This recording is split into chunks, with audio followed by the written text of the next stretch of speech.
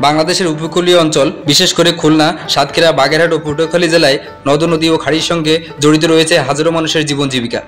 এসব এলাকার অনেক মানুষ নদীতে পোনা ধরে তাদের সংসার চালায়। বিশেষ করে বাগদা চিংড়ি ও গলদা চিংড়ি পোনা ধরাই তাদের আয়ের অন্যতম প্রধান উৎস। পোনা ধরার মৌসুম শুরু হয় সাধারণত এপ্রিল থেকে জুন মাসে।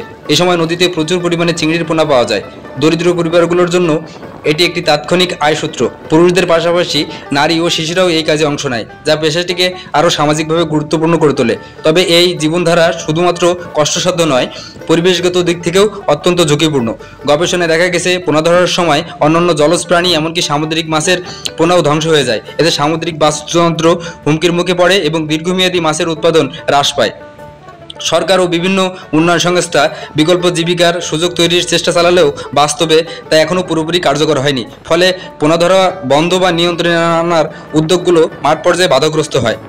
পোনা ধরার মাধ্যমে উপকূলের দরিদ্র মানুষদের জীবিকা নির্বাহের প্রেক্ষাপটটি মানবিক বিবেচনায় জরুরি, তবে এটি পরিবেশ ও ভবিষ্যৎ মাছ উৎপাদনের জন্য হুমকিস্বরূপ। তাই একটি টেকসই সমাধান হিসেবে দরকার বিকল্প কর্মসংস্থান, সচেতনতা বৃদ্ধি এবং দীর্ঘমেয়াদী পরিকল্পনা।